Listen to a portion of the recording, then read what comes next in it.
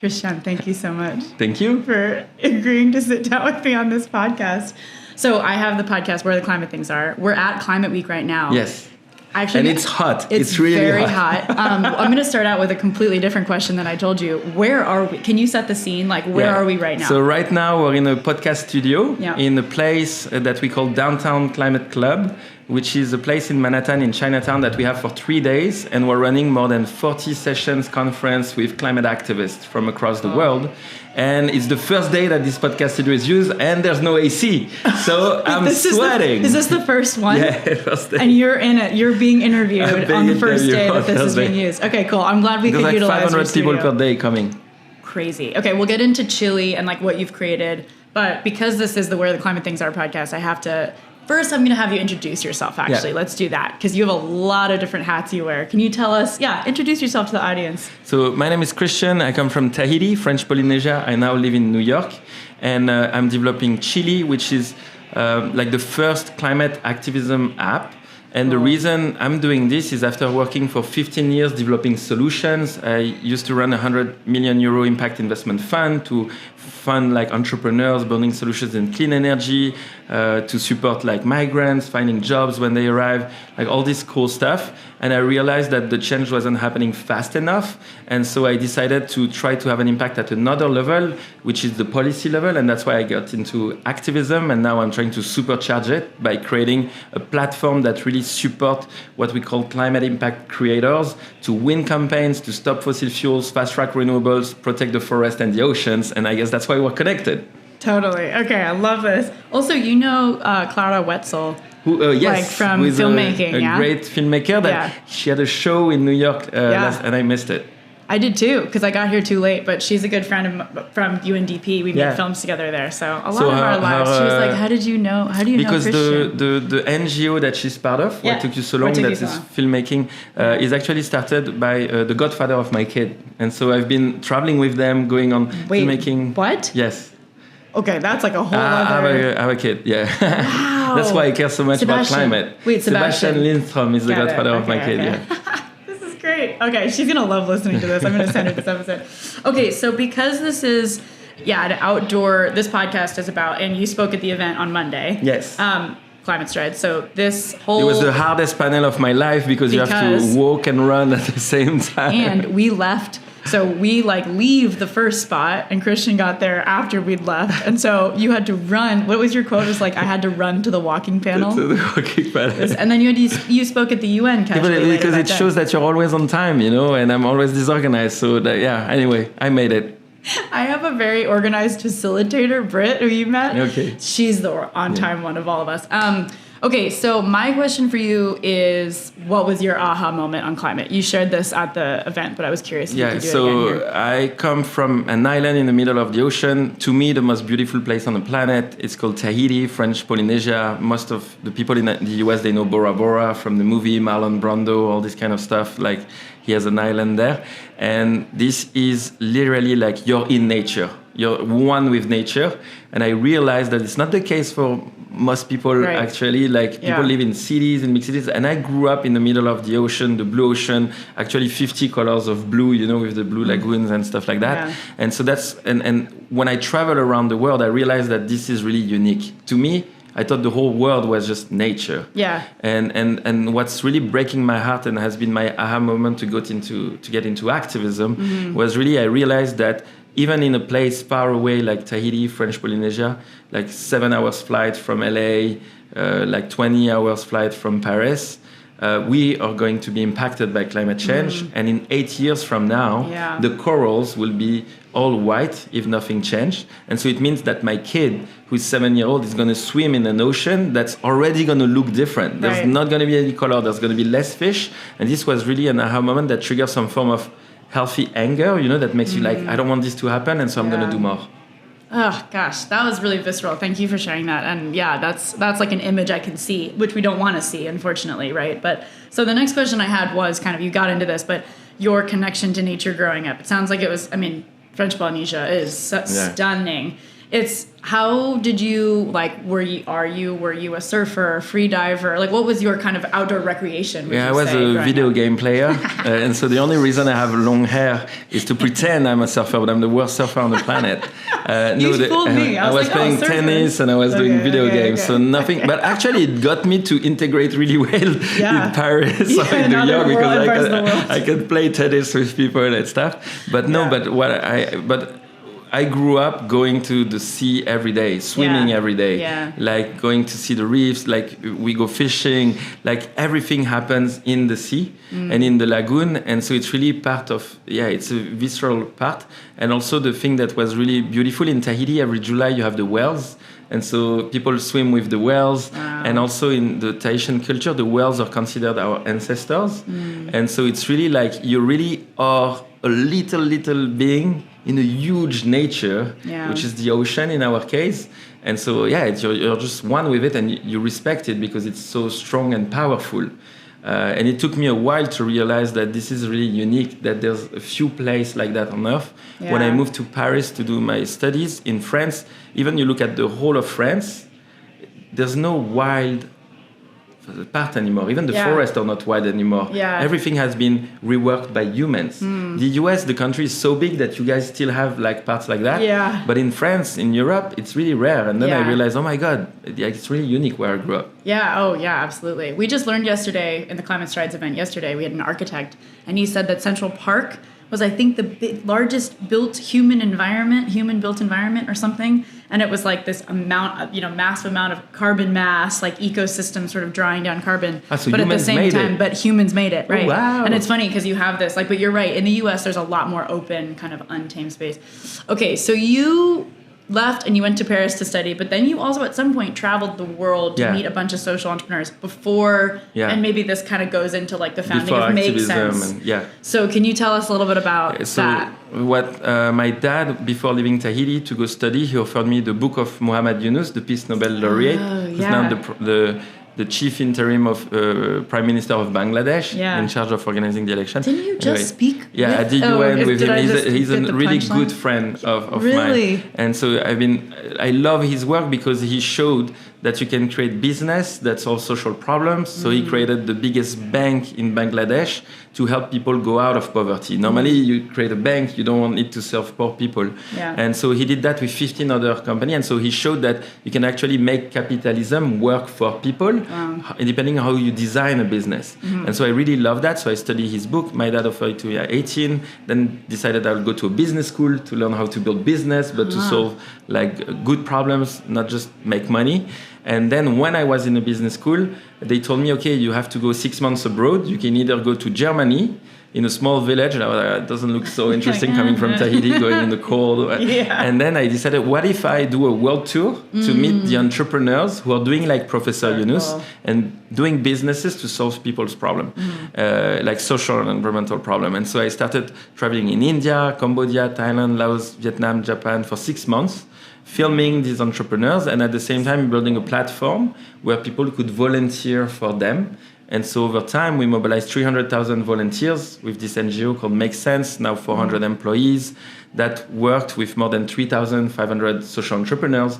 And so I've seen all around the world that for any social or environmental problems, you have entrepreneurs that found a way to fix it while not depending on subsidies all the time. Right. And so then the question became, we even finished having a €100 million impact investment fund, so investing in those entrepreneurs. But then the question became, if there is for every problem on the planet a sustainable solution, why do we still have the problem? Right. And this is where I got really interested into activism and policy change. And I was lucky enough to be selected by Obama to be an Obama Scholar at Columbia University. Yeah. And so to have Obama and his former cabinet members as teachers, so you can learn from their level what are the blocks to create change. Right. And then I learned that even if the solution exists, the entrepreneurs have found a way. You have strong interest that you have to fight to change the system. Systemic change. If you want to stop fossil fuels, you're going to have the fossil fuel industry on your path. Right. And they have a lot of power to lobby politicians. And so if you want to succeed, you have to build more power than these lobbies so that you can change things. And so that's why I got from finding solutions, knowing how to design them from the ground up to now trying to see how we can change the systems so that these solutions can thrive faster. Very cool. Okay, so this is getting us into chili. But before we do that, I came across you, I think, first because you were an Ashoka fellow. Yes. And I worked at Ashoka, then Obama scholar, and I taught at the design studio at Columbia. I was like, this guy's everywhere. And then I see you pop up in the Changemaker Exchange Network for Chile. So tell me about, like, you obviously shared your aha moment on climate, but tell me about your, like, morphing from kind of general social change, policy change into, like, climate-specific activism. Yeah. So it's just that there's multiple crises happening at the same time. To me, the two biggest one, and they're intertwined, is the democratic crisis and the climate crisis. And we can't solve the climate crisis if we don't have space to do activism. So the democracy part is really... Yeah. And this encompasses all of the crises, because if the climate goes worse, we're going to have water problem. If we have water problem, people will have to move. If people have to move, it's going to push the extreme right to rise up in some countries because people are going to be, there's too many immigrants. Yeah. And so then it's a vicious circle of the two feeding each other. So for me, the basic point is like, we're on a planet. If we want to sustain life on the planet, we have to live within nature. So we have to protect the air, what we breathe. This is the basis, so that then we can build a society where there's peace, which is like the rule of law and the things we build with democracy. So that's why I decided to focus a bit more. And I even focused way more. It's like, once I decided I want to get involved on the climate, especially because of it impacts my home, I looked at what the science says. And the scientific from the IPCC, the UN body for the climate, was saying that the first priority is no new fossil fuel projects. Yeah. Since 2021. We need no new oil pipelines, no new LNG terminals, things like that.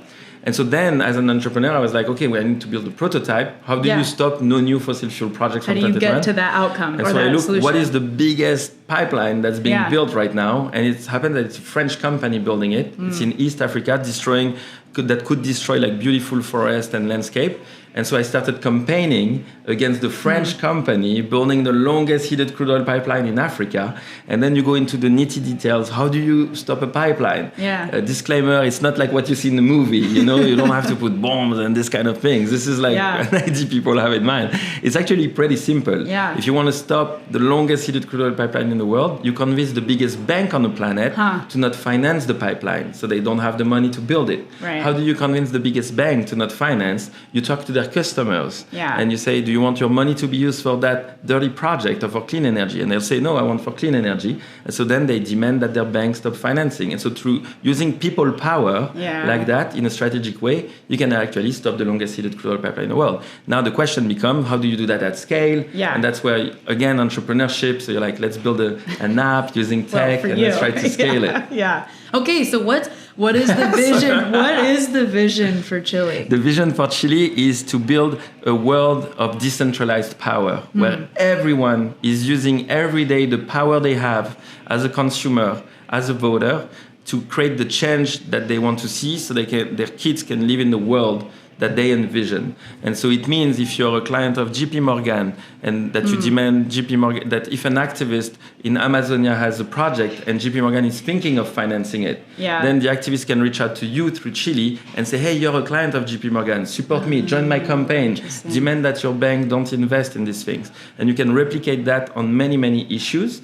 So how do we make a platform where people use their voice as consumers or as citizens to basically, just use their right and the voice they have to change the game in climate and stop fossil fuels, protect like the places we love, the ocean and the forest, and also like fast track renewables. And I'd ask these kind of out of order because what I also wanted to ask is, what are some stats already that you've seen? Like, how many users do you have? At one point, you like broke the internet. Wait, talk about that too. There was a day, but there was a day because of the whales. The whales. Anyway, so we have 85,000 people right now using Chile. We had 90 campaigns.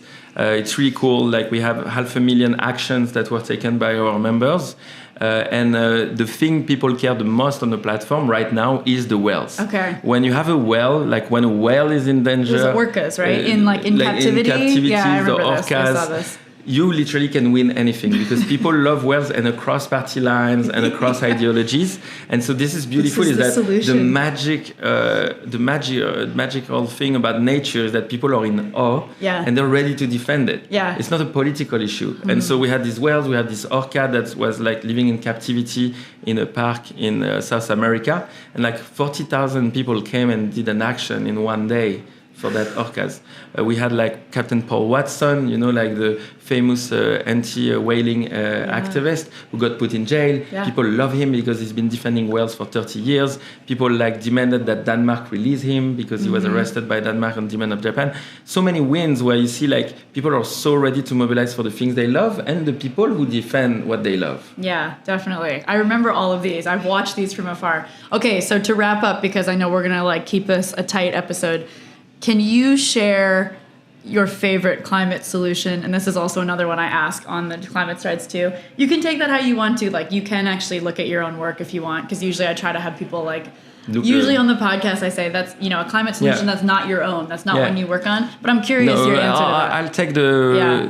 I'll take the climate solution of someone way smarter than me.